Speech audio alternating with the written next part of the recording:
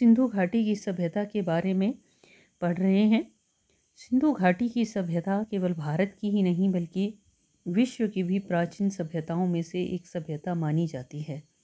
विश्व में जैसा कि आप जानते हैं कि बहुत सी सभ्यताएं हुई, जैसे कि मिस्र की सभ्यता जो कि नील नदी के किनारे विकसित हुई। उसी तरह से मेसोपोटामिया की सभ्यता, मेसोपोटामिया इराक यानी कि, तो वहाँ की सभ्यता दजला फरात के किनारे पर विकसित हुई। चीन की जैसे कि यक्सी कियांग और हवांगो नदी की घाटी में, तो उसी प्रकार से भारत में जो सभ्यता विकसित हुई वो हुई सिंधु नदी के किनारे पर, और इसलिए इसको सिंधु घाटी की सभ्यता नाम दिया गया।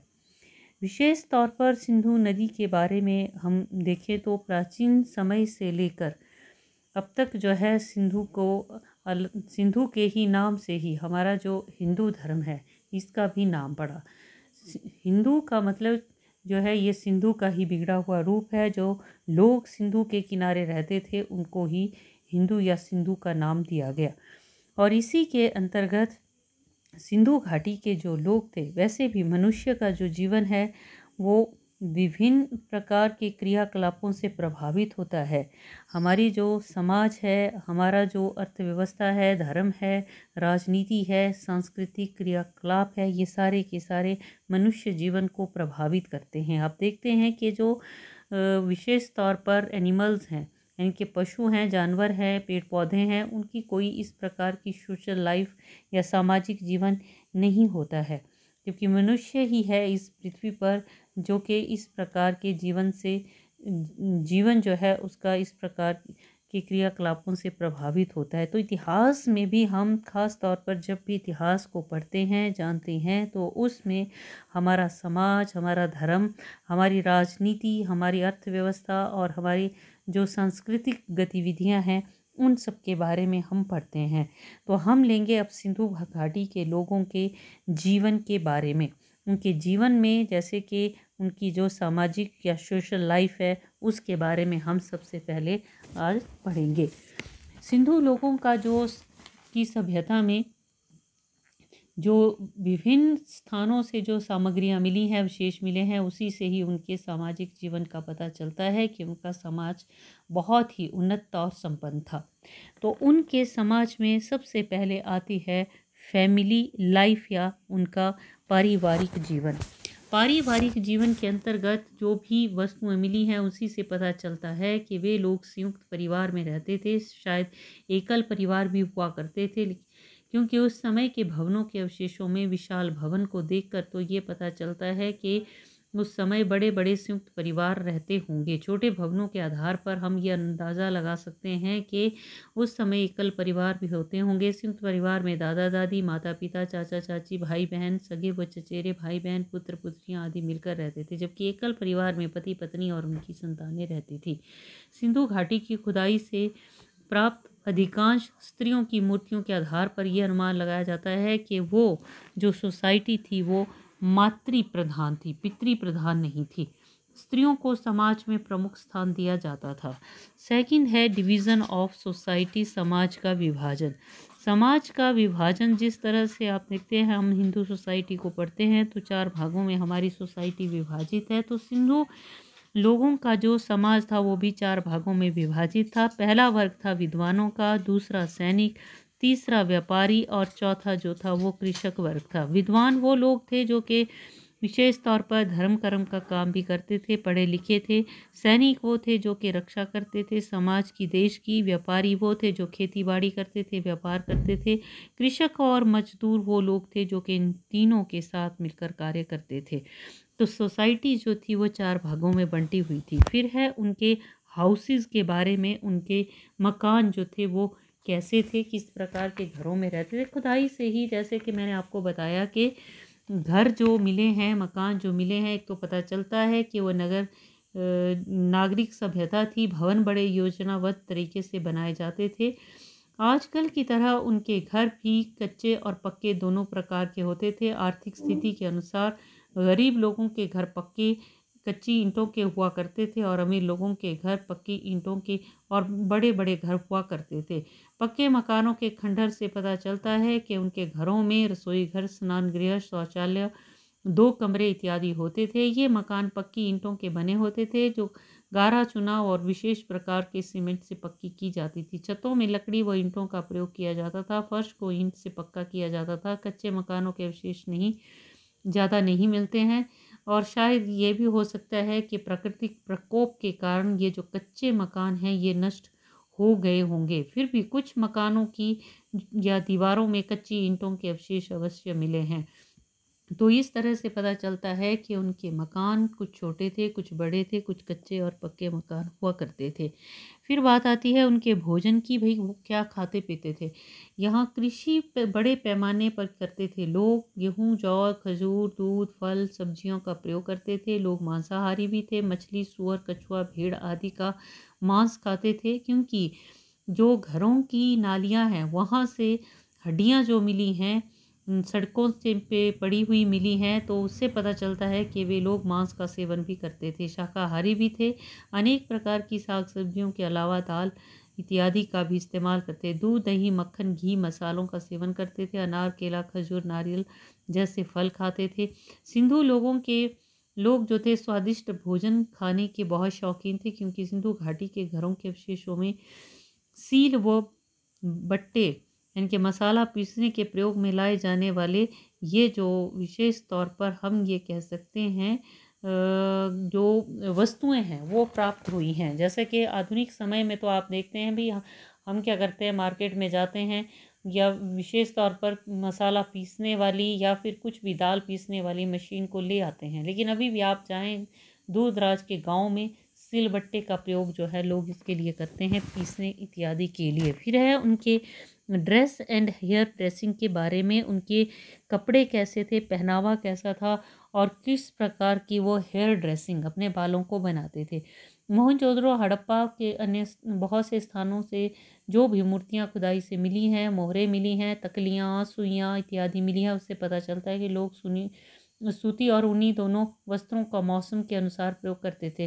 पुरुष व स्त्रियां एक अधो वस्त्र जैसे कि वस्त्र का प्रयोग करते थे जो प्राय कमर के नीचे के भाग को ढकने के काम में आता था और ऊपरी भाग पर एक ढीले वस्त्र का प्रयोग करती थी जिसे चादर, चुनरी या शॉल कहा जाता था।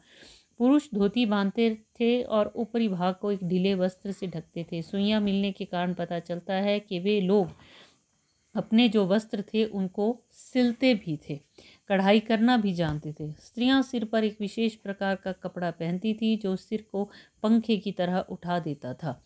यदि केश श्रृंगार की बात करें, बालों को वो कैसे बनाते थे। आधुनिक खुदाई से मिली जो मूर्तियां हैं, छोटी छोटी जो डिब्बियां हैं, क्लिप हैं, कंघियां हैं, श्रृंगार बॉक्स हैं, ये खुदाई से मिले हैं, गहने मिले हैं। तो इससे पता चलता है कि वे लोग बालों को भी सजाते थे, संवारते थे। स्त्रियां तरह तरह के बाल बनाती व सजाती थी।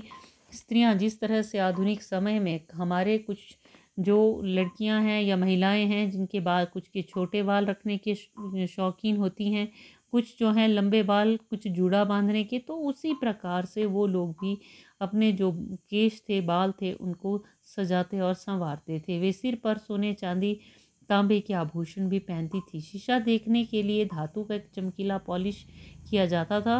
स्त्रियां श्रृंगार के लिए कई प्रकार के सिंदूर, काजल, सुरमा, पाउडर, तेल आदि का प्रयोग करती थी। पुरुषों की जहाँ तक हम बात करें तो पुरुष भी स्त्रियों से कम नहीं थे। केश श्रृंगार के वो शौकीन थे। आधुनिक समय में जिस तरह से आप देखते हैं कि कुछ लड़के लंबे बाल रखने के शौकीन होते हैं और कुछ जो है छोटे बाल रखते हैं और कुछ सफाचट भी करवाते हैं, दाढ़ी मूछ रखते हैं, तो वैसे ही वो लोग भी दाढ़ी मूछ रखते थे, कुछ मुंडवा देते थे। कईयों के बाल लंबे, कईयों के छोटे। स्त्रियां वो पुरुष बाल संवारने के लिए हाथी दांत से बनी हुई कंघियों का प्रयोग करते थे। चूड़ियाँ भी पहनती थी महिलाएं। काली बंगा चूड़ियों के निर्माण के लिए प्रसिद्ध था। सिंधु वासियों के श्रृंगार व सौंदर्य प्रसाधनों से आश्चर्य होता कि आज से 5,500 वर्ष पहले भारतीय स्त्रियों में आधुनिक स्त्रियों की भांति रूप सज्जा का बहुत ही शौक था। फिर है उनके ऑर्नामेंट्स या फिर उनके आभूषणों के बारे में कि उनके आभूषण या गहने कैसे थे। सिंधुवासी पुरुष स्त्रियां दोनों ही आजकल की भांति गहने आभूषण पहनने के शौकीन थे। सोना चांदी तांबे के आभूषण प्रयोग में लाते थे। समाज में आर्थिक स्थिति के अनुसार ही वो गहने पहनते थे। स्त्री पुरुष दोनों ही आभूषणों के शौकीन। कुछ ऐसे आभूषण थे जिन्हें दोनों समान रूप से पहनते थे, जैसे अंगूठियां, बाजूबंद, कड़े, कंगन, हार, कुंडल, बालियां आदि। कंदौरे, कान के कांटे, चूड़ियाँ, कर्णफूल, पायल स्त्रियां ही पहनती थी और इनकी आकृतियाँ और रचनाएं कई प्रकार की होती थी। आभूषण सोने, चांदी, हाथी दांत आदि के बने होते थे। विभिन्न प्रकार के कीमती हीरे भी जड़े होते थे, पत्थरों भी जड़े होते थे। गरीब और साधारण लोग हड्डियाँ, घोंगे, सीपों आदि के आभूषण पहनते थे। लोग जो थे अपनी आर्थिक स्थिति के अनुसार ही विभिन्न धातुओं, सस्ती और महंगी का आजकल की भांति आभूषण के रूप में इस्तेमाल करते थे। ये आभूषण उनके सोने और चांदी के बहुत ही सुंदर थे। ये कहा जाता है, यहाँ पर भी आप देखें तो मैंने एक जो है ये पिक्चर डाली है उनके आभूषणों की। आप देखें तो कितने सुंदर उनके आभूषण हुआ करते थे। विभिन्न प्रकार के ये मनके हैं और ये बालियां हैं, या इसी के साथ साथ ये हार है। तो इस प्रकार से वो इन आभूषणों का, ये गले के का प्रयोग जो था उनके द्वारा किए जाता था। तो सर जॉन मार्शल, जैसा कि मैंने बताया कि जॉन मार्शल ने इस खुदाई के काम एक बहुत ही महत्वपूर्ण भूमिका निभाई थी। सर जॉन मार्शल क्या कहते हैं, वो कहते हैं, सोने चांदी के जेवरों की चमक तथा बनावट को देखकर ऐसा प्रतीत होता है कि आज से 5000 वर्ष पूर्व के किसी प्रागैतिहासिक घर से नहीं निकाले गए हैं, बल्कि आधुनिक बॉन्ड स्ट्रीट जो है ये भारत में नहीं है। बॉन्ड स्ट्रीट जो है ये है इंग्लैंड में, लंदन में। और बॉन्ड स्ट्रीट जिस चीज़ के लिए प्रसिद्ध है वो है विशेष तौर पर सोने के कार्य करने वालों की एक बहुत बड़ी मार्केट बाज़ार, सुनार बाज़ार भी आप इसको कह सकते हैं। तो वो क्या कहते हैं, जॉन मार्शल कहते हैं कि ऐसा नहीं लगता है कि आज से 5000 वर्ष पूर्व के ये आभूषण हैं, गहने हैं। ऐसा लगता है भी इस बॉन्ड स्ट्रीट के किसी जौहरी, किसी सुनार की दुकान से जो है इनको खरीदा गया है। तो आप देखें तो कितनी ही इनकी चमक है। तो कहता है कि इनकी चमक जो है इतनी ज़्यादा है। और इस तरह से विशेष तौर पर इन गहनों का इस्तेमाल स्त्री और पुरुष दोनों के ही द्वारा किया जाता था। इसके साथ साथ विशेष तौर पर आगे हम लेंगे उनका जो मीन्स ऑफ अम्यूज़मेंट, उनका एक प्रकार का किस तरह से वो मनोरंजन इत्यादि करते थे। तो मनोरंजन के लिए उनके विभिन्न प्रकार के साधन हुआ करते थे। विभिन्न प्रकार के साधनों में आप देखें तो सिंधु घाटी के जो लोग थे वो, ये कहा जाता है कि जुआ भी खेलते थे, शतरंज भी खेलते थे, मछली पकड़ना, शिकार खेलना, नृत्य देखना, संगीत सुनना, साथ साथ पशुओं और पक्षियों के युद्ध भी इनके मनोरंजन के साधन हुआ करते थे। बच्चों के मनोरंजन का पूरा ध्यान रखा जाता था। यहाँ पर भी आप देखें तो बच्चों के मनोरंजन के लिए ये देखें आप किस प्रकार से जो है ये उनके खिलौने जो है खुदाई से प्राप्त हुए हैं। तो छोटी छोटी गाड़ियाँ, कुर्सियाँ, पशु पक्षी, झुनझुने, सीटियाँ आदि बच्चों के खिलौने। इसके अतिरिक्त अवशेषों में रस्सी से ऊपर नीचे चढ़ने वाला बंदर, रस्सी से सिर हिलाने वाले बैल आदि के खिलौने जो कि कांसे, तांबे, पीतल, मिट्टी इत्यादि के प्राप्त हुए हैं। तो इसी से ही पता चलता है कि वो लोग अपने बच्चों का के मनोरंजन का भी खासा ध्यान रखते थे। इसके बाद है हाउस होल्ड आर्टिकल्स, यानी कि घरेलू, गृह उपयोगी या घरेलू वस्तुएं। सिंधु घाटी के जो लोग थे वो अपने घरों में किस प्रकार की वस्तुओं का इस्तेमाल करते थे, इसके बारे में अब हम लेंगे। ये देखें आप, एक और मैंने ये पिक्चर डाली है उनके जो किस प्रकार के वो खिलौने उनके बच्चों के हुआ करते थे। ये इसमें भी आप देखें तो ये लकड़ी के, मिट्टी इत्यादि के गहने जो खिलौने थे उनके बच्चों के हुआ करते थे। तो हाउस होल्ड में की हम बात कर रहे हैं कि घर में वो किस प्रकार की जो वस्तुएं थी उनका इस्तेमाल करते थे। तो इन वस्तुओं में यहाँ पर मैं आपको एक पिक्चर दिखा रही हूँ, ये देखिए आप। तो ये विभिन्न प्रकार के ये उनके बर्तन हुआ करते थे। एक थाली जो कि कांसे की, ये देखें आप, ये कांसे की थाली, ये वाली। तो उनके जो घरेलू उपयोगी जो वस्तुएं थी भिन्न भिन्न प्रकार की थी। बर्तन जैसे कि घड़े, थालियाँ, रकाबियाँ, गिलास, लोटे, और साथ ही इसके अतिरिक्त प्यालियाँ, कुल्हड़ सोने, चांदी, कांसे, तांबे, मिट्टी के बने होते थे। घर की अधिकतर वस्तुएं प्राय मिट्टी की बनी होती थी। बर्तन या तो सादे होते थे या इन पर कभी कभी रंगों से पशु पक्षियों के चित्र भी बनाए जाते थे। गृहस्थ जीवन की अनेक वस्तुएं जैसे तकली, सुई, कंघे, चाकू, हंसिया, कुल्हाड़ी, छेनी, छुरी, मछली पकड़ने के कांटे, फर्नीचर, चारपाई आदि संभवतः लकड़ी के होते थे। इनका कोई अवशेष प्राप्त नहीं हुआ है। लैंप तांबे या मिट्टी के बने होते थे। शायद ये लोग मोमबत्ती का भी प्रयोग करते थे। इन सभी वस्तुओं के अवशेषों से ऐसा प्रतीत होता है कि उनका जीवन आधुनिक जीवन जैसा विकसित व सुविधा संपन्न था, और ये लोग सभी प्रकार की वस्तुओं का एक प्रकार से इस्तेमाल जो थे करते थे। इस प्रकार का जो है जानकारी हमें मिलती है जो कि खुदाई से वस्तुएं प्राप्त हुई हैं। इसके बाद लेंगे हम मेडिसिन के बारे में। अब भाई जीवन है तो जीवन में हम चाहे कितनी ही सफाई रखें, कितना ही हम क्यों ना विशेष तौर पर खुद को बड़ा बना लें, लेकिन क्या है कि हमें विभिन्न प्रकार की व्याधियों से, बीमारियों से भी लड़ना पड़ता है। तो उस समय के लोग, चाहे वो सभ्यता उच्च कोटि की थी, लेकिन लोगों को विभिन्न प्रकार की बीमारियों का भी सामना करना पड़ा। खुदाई से कुछ एक वस्तुएं ऐसी प्राप्त हुई हैं जिनका वो सेवन करते थे, जैसे कि शिलाजीत है, ये मिला है। मछली की हड्डियों को नाक, कान, आँख, गले इत्यादि के इलाज के लिए, चर्म रोगों के लिए प्रयोग करते थे। बारहसिंगा हिरण के सींगों की दवाइयाँ बनाते थे। आज भी इन सींगों से पेट दर्द, दमा के रोगियों की दवाइयाँ बनाई जाती है। नीम के पत्तों से भी दवाइयाँ बनाई जाती थी। इस प्रकार सिंधु निवासियों को जड़ी बूटियों से इलाज करना आता था। तो आयुर्वेदिक चिकित्सा का जन्म सिंधु घाटी की सभ्यता के समय हो चुका था, ये माना जाता है। इसके बाद लेंगे हम डिस्पोजल ऑफ डेड, मृतक संस्कार। मोहनजोदड़ो और हड़प्पा की खुदाई से पता चलता है कि लोग मृतक शरीर को जलाकर उसकी भस्म को हांडियों में डालकर दबा देते थे।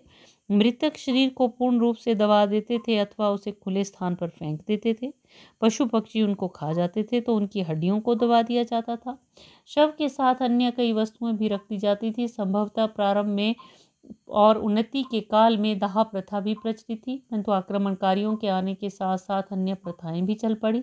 इस तरह से प्राचीन काल के मृतक संस्कारों को आधुनिक काल में विद्यमान होना भारतीय सभ्यता और संस्कृति का एक जीवंत उदाहरण हम कह सकते हैं। तो इस तरह से सिंधु घाटी के जो लोग थे, ये था उनका सामाजिक जीवन। लेकिन अब हम बात करेंगे उनके आर्थिक जीवन की। अर्थव्यवस्था के अंतर्गत बहुत सी वस्तुएं प्राप्त हुई हैं जिनसे उनके पशुपालन, कृषि, व्यापार, उद्योग की जानकारी मिलती है। तो पहला है एग्रीकल्चर के बारे में, कृषि के बारे में। सिंधु लोगों के बहुत से जो हमारे पास वस्तुएं मिली हैं, चाहे वो चित्र हैं, चाहे वो हमारे पास खिलौने हैं, उसी से पता चलता है कि वो विभिन्न प्रकार की जो कृषि इत्यादि है वो करते हैं। दाने भी मिले हैं अनाज इत्यादि के।